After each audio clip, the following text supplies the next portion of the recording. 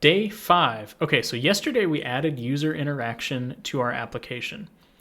Today, we're going to save that to a database. That's our goal. We'll see how much progress we make, but we will head down that path for sure. This is probably going to be a bit of a longer one. Maybe not this video, but this chunk of work, getting it saved to the database. So we're just going to go ahead and jump right in, okay? Great. Today's quote, confine yourself to the present. That's an excellent quote. So we have our quote view. Okay, this is showing up. Good. And we have our feedback form. We have our quote view model, and we have submit entry. So all of our work is going to take place, well, not all of it, but we're going to start our work today in the submit entry method that we've added to our quote view model. So now that we're here, we can kind of start to plan what this looks like. So this will be create a new date object for today's date. Select the quote for today's date. Here's a hint. We actually just need the ID. And we'll talk about that more in a minute. And then I'm going to space these out so we know that they're different tasks. Save the entry text for today's quote in our database. Okay, so I know I mentioned this a couple times now. It's an excellent looking chair. We're going to use Hive for Flutter. So Hive is a Dart package for a secure NoSQL database. It has support for Flutter as well. I'm going to click their documentation link here on the right, and we're going to go ahead and pull this up. Oh, interesting. Consider using ESAR, a Flutter database by the author of Hive that's superior in every way. I wonder, let's quickly look at the documentation here and see why it's superior.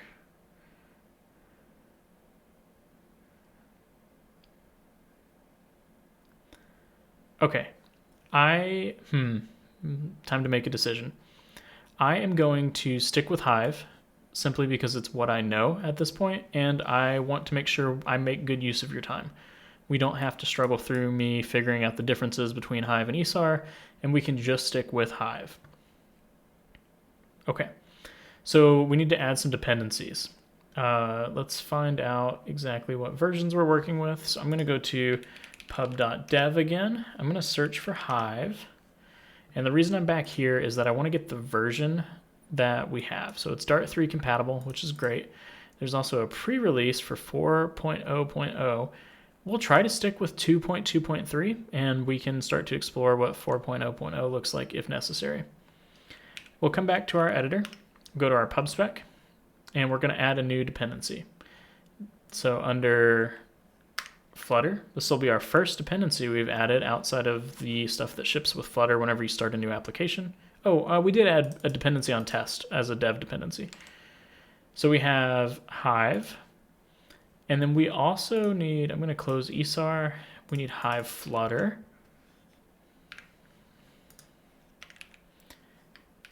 And we need 2 more dev dependencies.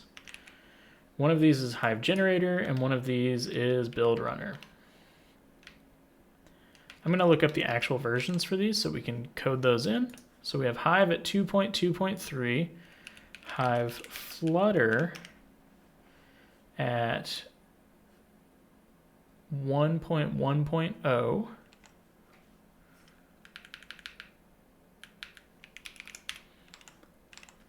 and we'll use a caret to loosely pen this.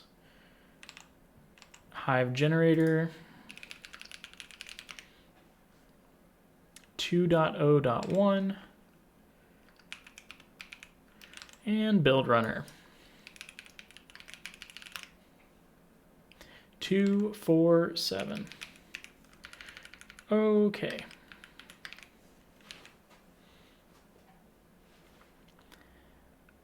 I'm going to save, and then the VS Code plugin will fetch your dependencies. If you don't have the VS Code plugin, you can, that's not the right project, Philosopher's Stone. You can do flutter pub get, and it will fetch your dependencies as well. Okay, so now that we're here, we're going to create a new model. So we have our quote, right? So we have a quote entry model. So I'm going to create quote entry.dart. We're going to create a new class called quote entry. And we can refer to the Hive documentation to see exactly what we need to do here. So there's information on initializing Hive, opening boxes, how boxes work. So the short and sweet is that boxes are what store things in Hive. And then you can put things into a box. You can read things from a box. And then, well, that's really the gist of it. There's some examples here. So you can see that this is a box called name, and it's storing a string. And if you call box.get, oh, I'm sorry. The Hive the box is called myBox, and it's getting the name from the box. So in our case, what we're going to want to do is, let's go to main.dart and let's follow the instructions that we have so far. So in the quick start, we need to make sure that we initialize Hive. So we can do that right here. We'll need to make this async, and then we'll need to import Hive. Oh, we probably need to import Hive Flutter. Yes, we do. Okay. Make sure you have the right import here. That was a little confusing. If you just import Hive, you won't have a init Flutter, so you have to import Hive Flutter. Kind of makes sense if you think about it. And then this just makes sure that Hive is initialized before we actually run our application. So we have boxes. All of your data is stored in boxes.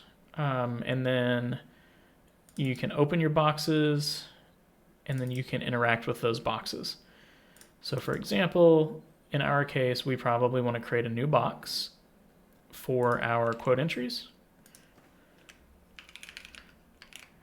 Box dot, no. I could have swore, oh. Hive.box. So open box. If the box is already open, the instance is returned and all provided parameters are being ignored. Okay, so we need to open a box. So in our case, we'll open a box and we'll call, you know what, we will find a clean way to give this a name. So in our quote entry, we're going to create a static string box name. And we'll set this equal to quote entry. Static const string. This is, so unfortunately I will rub up against Dart syntax suggestions sometimes. So they want you to use lower camel case. That's fine, we'll do that. I generally tend to, if it's a const like this, especially static const, I generally tend to do screaming snake case, but whatever, it doesn't really matter. It's just a preference. And then here we can do quote entry.boxname, and that will make sure that these stay in sync. So if this box name ever changes, we don't have to update it here. So now that we've opened our box, we need to tell it what type of thing we're storing in there. So for example, for regular boxes, this loads all of its data from local storage into memory for immediate access. Okay. There's also a lazy box where it doesn't load everything into local storage. Into memory. We can kind of think through that a little bit, but for now, opening a box and not a lazy box is probably fine. If you don't need the box again, you should close it. Okay, we can think about that when we get to that point.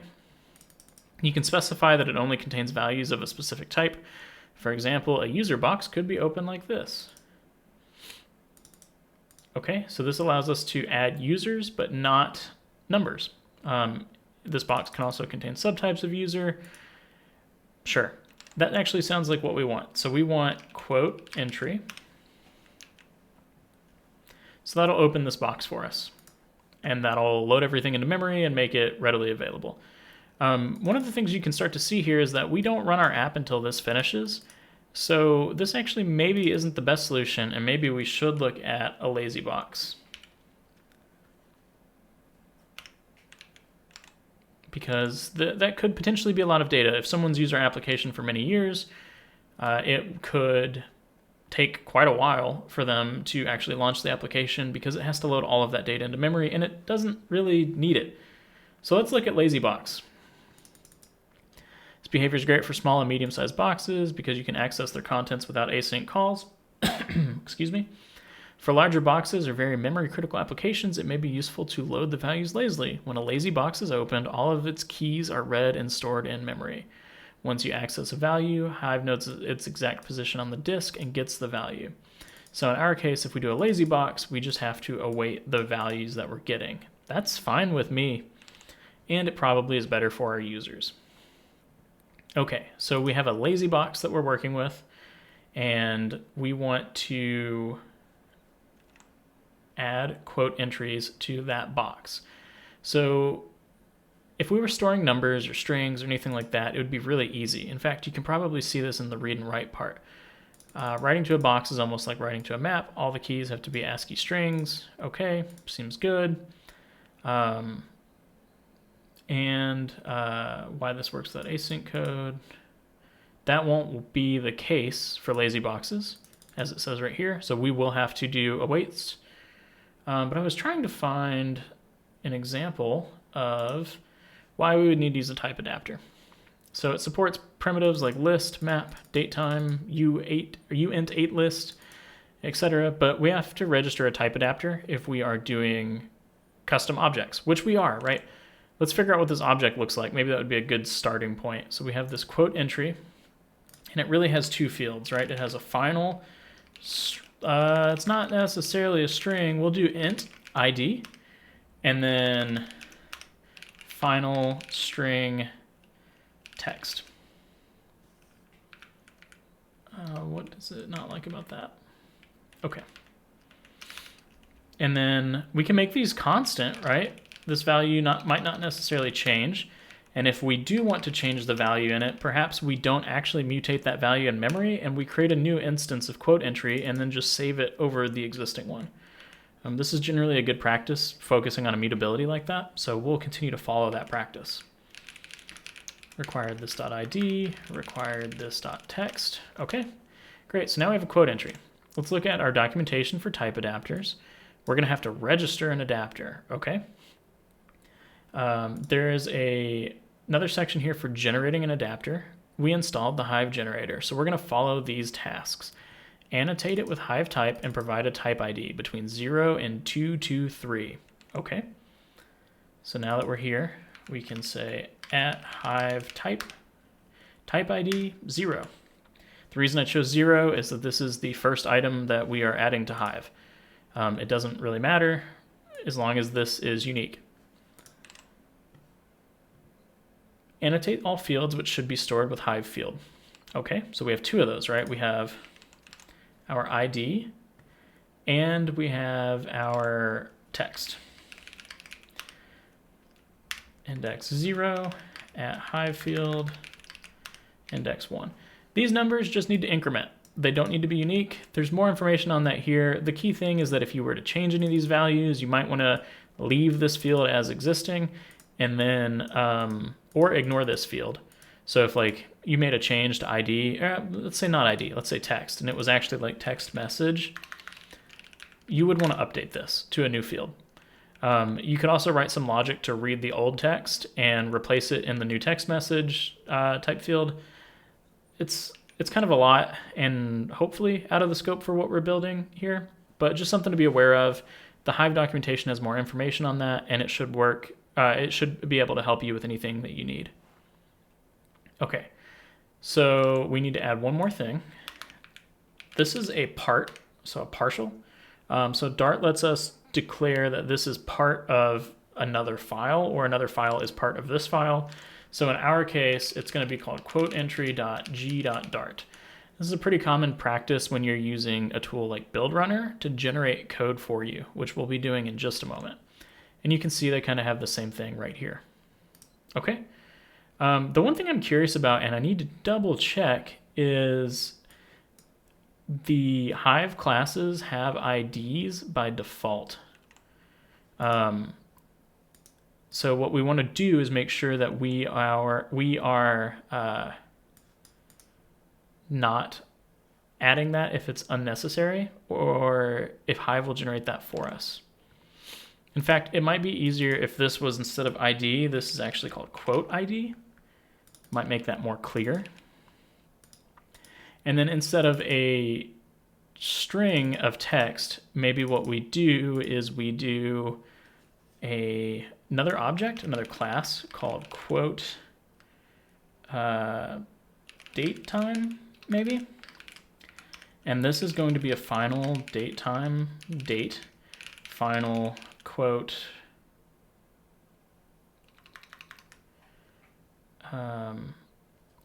final string text. So this isn't really a quote date time. This is entry with date time. And instead of making this a string, we could make this a list of entry with date time. Entries with date time. Okay. And that way we can look up our object by a single quote ID and then have all of the previous entries as well. So now that we have this, we need to finish this out, right? So make this const entry with date time, make these required, required this dot text. Okay, now we have entries with date time. Let's take a look at what Hive is capable of handling, right? So we were just talking about this a little earlier. It supports all primitive types. You can either write a type adapter yourself or generate it. So I think we need one more type adapter, right? Because we now have our new class. So this will be Hive type 1. And then we need to give this a Hive field 0. Give this a Hive field 1. And then we should be good to go. I don't think I'm missing anything there, but let me check.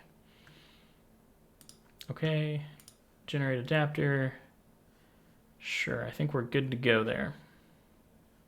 Here's that information on updating a class. So if you were to change those properties, just refer to this to make sure you don't lose any of your existing data or have like collisions when you try to deserialize that data.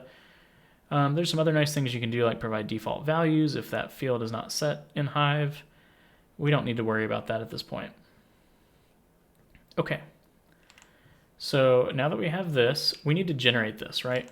And if we take a look, generate adapter, you can see here we have Dart run, build runner, build. So if we take this and we run this here in our project, this will take a minute, especially since it's the first time, but it will analyze our source code, find those @Hive annotations that we've added to our class and our properties, and then it will generate code based off the values we've provided to them. Okay, completed. Building the new asset graph. Again, this could take a couple minutes. Well, hopefully not that long. I'm gonna grab a drink while we wait. Okay, succeeded after 8.2 seconds with 7 outputs. That seems pretty reasonable. If we go back to our file, you can see that this is no longer red. That's because this file exists. This is what was generated by Hive. So it generated our adapter for us. And then it generated another adapter for entry with date time adapter. We need to register these adapters. You'll see this in the Hive documentation somewhere. Type adapters, register adapter. So if you want to use a type adapter, you have to register it. There are two things that are needed, an instance of the adapter and a type ID. Every type has a unique type ID, which is used to find the correct adapter. Okay, that's handled by the adapter. So we just have to call Hive register adapter. So if we go back to our code here, in between these two, we can say Hive register, and we call this quote entry adapter, and we had quote, it was something date time, right? Let's double check. I've already forgotten what we called that model. Entry with date time. Entry with date time adapter. Okay. So now we've registered these adapters. That means that Hive can read and write these values, or the values that those adapters are for. So in our case, a quote entry and a entry with date time. Okay, excellent. So now that we're here, we can go to our quote view, go into our view model for submit entry, and we need to start checking off the items on this list. So let's create a new date for today, datetime.now. Select the quote for today's date. We actually just need the ID, okay? So we already have this, right? We have something to do this for us. So we can take this logic and reuse it. So this is the selected quote. So we have a couple different options here. We can just copy and paste this, or we can refactor it. So I'm going to refactor this to its own method. I'm going to call it select quote for date.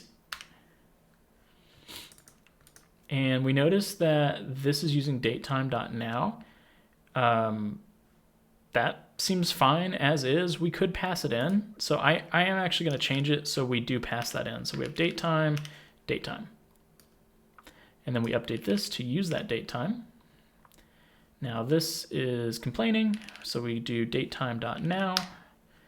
And then we'll do the same thing down here, right? So we go to quote, final quote equals, oops, doubled up on that.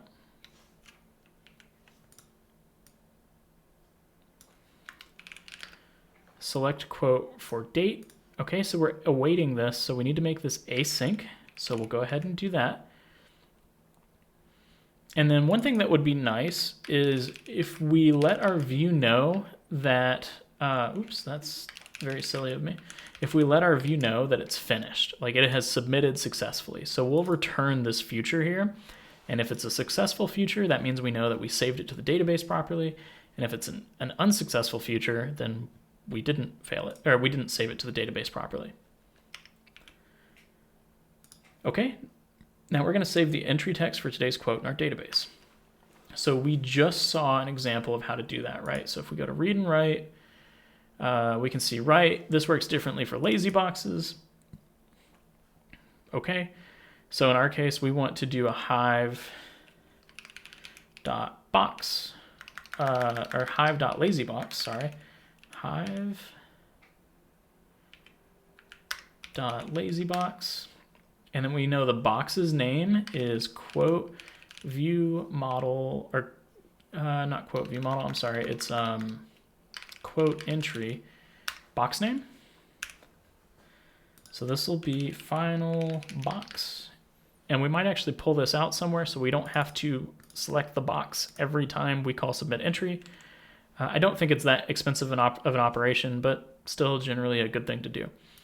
So in our case, we need to put a value for that box. But if we take a look at our object here, we don't necessarily want to overwrite this every time. We want to update this, right? So what we want to do is select all of our values. So let's see what we can do there. Do we have box.values? No, we have, let's see what we have. Keys.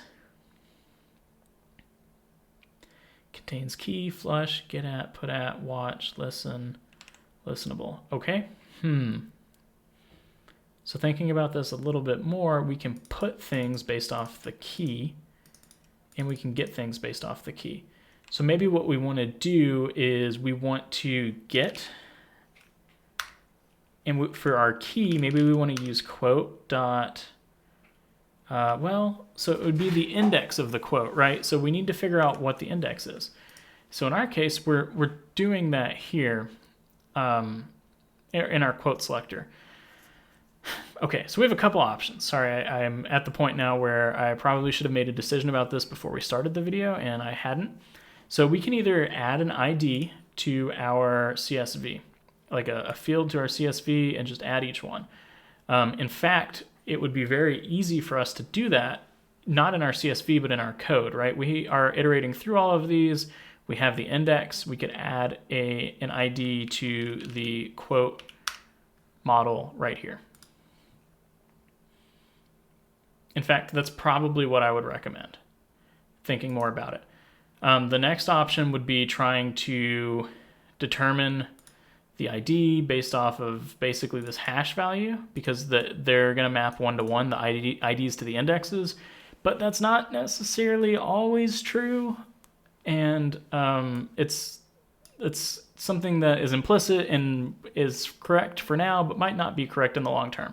So I like that less and less the more I think about it. So what we're going to do is we're going to add an ID here. It'll be final, we'll just do an int ID. It can be an auto-incrementing integer for all we care. And it will be an integer that just walks on up from 0 to 94 in our case.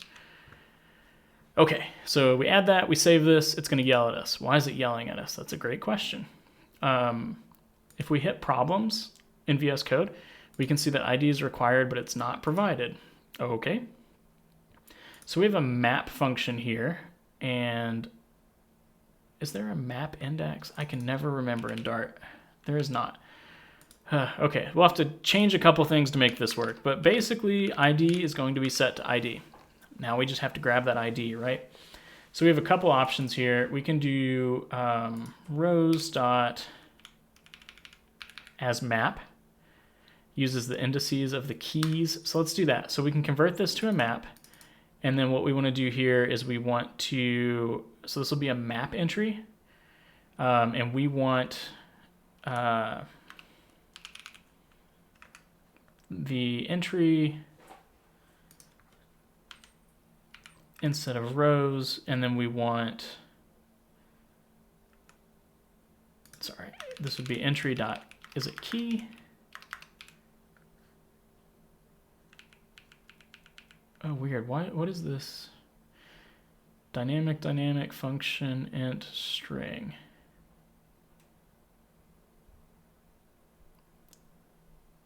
Okay.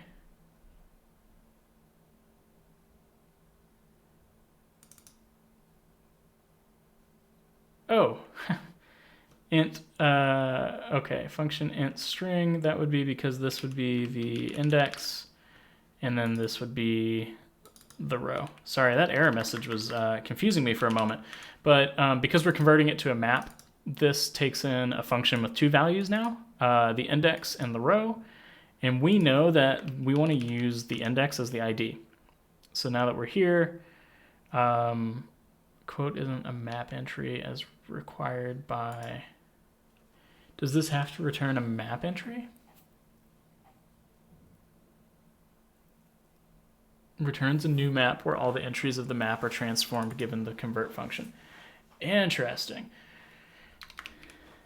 Let me check something really quick. We can work with that if necessary, but I feel like there's a better method, right? Interesting. Okay, so map, one second. As map, what happens if we convert a map to a list in our case? For each contains value, key, add entries, add all. Okay. Let's just run with this as it is. So basically we need to return a map entry here. And it needs a key and it needs a value. This is a little weird. It'll work. So now this is returning another map and an unmodifiable map.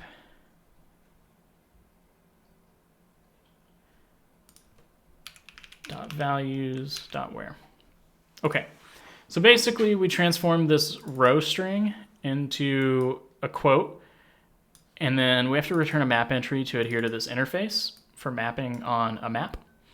But then we just take the values, which are all the quotes, and we continue doing what we were doing beforehand. So we have more errors, right? Our tests that we wrote previously are erroring because we don't have that ID field. So we can go in and just quickly add an ID field for our tests. Oops. Sorry, I have a tendency to slide away from my desk the longer I sit at it, and that was starting to happen. Okay, same thing here, same thing there. Sure. Please.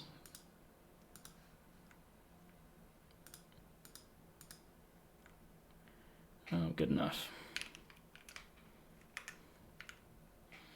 1, 2, 3, 1, 2, and clean this one up since I screwed that up, 3.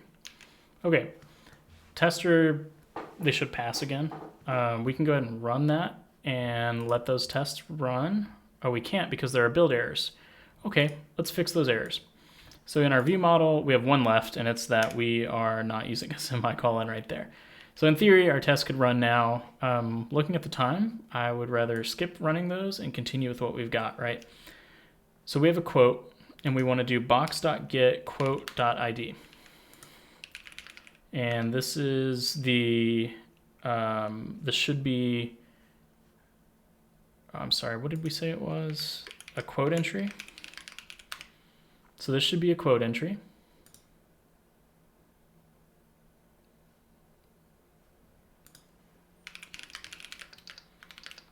But this can be null, right? So we can see that it returns a future maybe quote entry question mark, so a nullable quote entry. We could give it a default value if we wanted, but in our case, I think we just want to know if it's null. So if quote entry is equal to null, then we want to create a new quote entry. And this will be a quote entry. We need the quote ID, which we have quote.id, and then we need entries with date time. So this will be an empty list at first, right? Well, it won't be empty, it'll have one item. It'll have today's item. So we'll create an entry with date time, and that'll be date time now. And then the text will be the text from the entry, so the thing that we've defined up here. Okay, and then we need to say box.put, and the key is the quote.id, and then the value is our new entry. If it's not null, we have a value, right? And we want to update it. So if it's not null, then we have an existing quote entry, which means we can say quote entry dot entries with date time dot add, and we have a value that we want to add. This will be an entry with date time. This will look really similar to the line we just wrote. It'll be date time dot now text. Okay, looks good. But we still need to save that too, right? So we're just going to take that value and we're going to put it back in the box. Quote.id and then quote entry. Okay, and then the last thing we want to do is we want to return, right? So we said we want to know when we complete this. So in our case, we want to go to the end of this if-else chain and just return like that. This is a little bit of an odd pattern. We're not returning anything in particular. In fact, we're returning void. But because this is an async block, that will get wrapped in a future. So if this completes, like we execute this return void, this future will complete successfully. If we don't hit that return void, that future will either not complete or it will fail. The reason that it would fail is that something here throws an exception, for example. That'll cause the future to fail. And if it hits this, it'll be successful. And if it doesn't hit this but doesn't throw an error for whatever reason, the future will never complete. Okay, we can remove the new keyword here. Let's clean that. Oh, we actually don't need this at all. Yeah, let's go ahead and remove that. Sorry, I forgot. We originally planned on using that, but since we are just passing it in right here, we don't actually need to do that. Okay, I think we have a pretty good thing going on. So what I want to do is I'm going to put a debugger right here. I'm going to reload.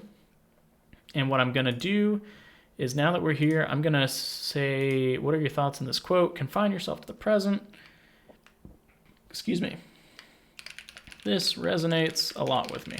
Something simple. Hit submit. Box not found. Did you forget to call Hive open box? Technically no, but this code in our main.dart, our main method here, only runs on a full restart. So we can't do hot reload and expect to see that. So I'm going to go ahead and trigger a complete rebuild of our application, and let's see if that succeeds. Also, I know this video is getting a little long. We'll wrap this one up soon too. I just really want to make sure that we have something saving to our database. could take just a second.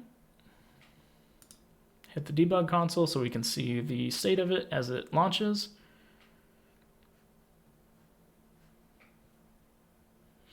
I need some Jeopardy music while this launches, but we'll manage. I guess in the meantime, I can make good use of the time and see if there's anything else I should talk about. So our view model is doing what we have worked on today, which is getting it to submit that entry. This pattern is not a pattern that you necessarily would have to follow. You could store these separately, but based on the way that we built our data model, we have basically a quote for each, or we have an entry for a quote, and then we have entries with the date time, right? So every quote will at some point, as long as people are submitting text for them, every quote will have a record in our database. And then that quote entry could have multiple entries for different date times. And in theory, it could be the same date time too. Currently, there's nothing to stop you from entering text 2 or 3 times for a quote on the same date. And that's something we can figure out whether we want or not. Okay, confine yourself to the present. This resonates with me. Cool, let's go with that. Okay, we've hit our return. This is excellent. Remember what I said? If we hit this, that means that we've completed successfully. So now the question is, what does this box look like, right? So we have our lazy box implementation, and we can use this watch expression down here to say like box.values, maybe? Actually, let's do box.keys. So we get a key iterable. That's not super helpful at the moment. First, there's no element. Let's go ahead and let this run. And then I'm going to hit submit again. Okay, cool. So we have first, it has 7. So our quote that we're looking at is 7, right? And if we look at like quote entry, for example, if we hover over this, we can see that it has entries with date time. Okay, this looks pretty good. I'm actually going to open it in this locals here. It's a little easier to read instead of hovering over it. So we have quote entry, entries with date time. We have the quote ID of 7. That's our quote ID that we're working with. And then we have, let's see, we can't call single because there's too many elements, which is great. That means there's 2 items. So we can see, hey, there's our text. This resonates with me. And then I submitted it twice, so you can see the second entry right here too. Okay, so we're saving to a database. And if we were to restart our application, we would continue to save to that database. That existing data would still be there. And that's what we're getting with Hive. So awesome. This is really starting to come together. Let's do one more quick thing to help prevent people from submitting it twice. What we're going to do is we're going to go to our quote view. Yeah, there we go. Couldn't remember the name of it. And then we have this show modal bottom sheet. What we want to do here is in our feedback form on text submit, we know this returns a future, right? We wrote this so that it returns a future. So we can await for this future. Okay. And now that keep in mind, we have to make this method async if we're going to await this future. So once this future succeeds, we're going to do a navigator.ofContext.pop. This is a lookup, kind of like how we did theme.of previously. It's given us a warning here. We'll fix that in just a second. And this looks up the navigator. So the navigator is what's responsible for laying out widgets on top of widgets, doing screen transitions, all that really fun stuff. In our case, we have a widget laid out on top of another widget here that is navigatable. So if we pop this, it will slide this bottom sheet away. Okay, and then the next thing we want to do is scaffold messenger.of context show snackbar text journal entry saved. Okay. Now let's fix these complaints. So if we hover over this, it says don't use build context across async gaps. This took me a little while to understand what this meant, but basically we're looking up things by the build context after an await. So what we do instead is we take this and we paste them here. I'm going to remove the pop because we don't want to pop it yet. We want to pop it after we save. And we're going to store these in variables. That's it. So we can say final nav is equal to navigator.of.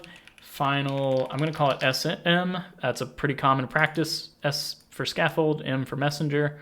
It's really up to you for whatever you want to call it. But now we just say nav.pop. And then down here we say sm.show snackbar. One last thing, this can be constant. Let's make it constant. Let's clean that up. We refreshed. Let's go ahead and close this, open it back up. What are your thoughts on this quote? Wow, this is so good. Okay, hit submit. We're back here. One more check just to make sure that everything is working as expected. Quote ID 7, entries. Now we have 3 items. Our last item is, wow, this is so good. Excellent. Everything is working like we would expect it to. I'm going to go back to this. And you can see that was a really bad example. I'll run it one more time without the debugger because VS Code came back over the top. So let's do it one last time. Quote entry number 4. So we hit submit, and then it says journal entries saved down here with a snack bar. We can customize the snack bar. We can make it prettier. Maybe that's something we'll look at in a future episode, but I think this is a great spot to be for day 5. I'm back. I've got my hat still on somehow. It's really warm. Maybe it's the hat and the sweater. Who knows? I wanted to take a minute to just say thank you for sticking with me so far. I've actually had a lot of fun building this. I haven't been writing a ton of Flutter lately, so it's nice to really get back to it and kind of explore some new things with you all and hopefully help teach along the way. I mentioned monetization a couple of times now. I'm probably going to mention it a lot. Sorry, it's a goal of mine, and I'd like to succeed at it, and I really need your help to make that happen. So we're getting closer. I just need really view hours at this point. So if you think this video would be useful for any of your friends, your family, anyone you know who's like, man, I really want to build a mobile app, but I don't know where to start, send it to them. Please do it for me, do it for them, make everyone a little happier this Christmas season. Thanks, and please enjoy your Wednesday.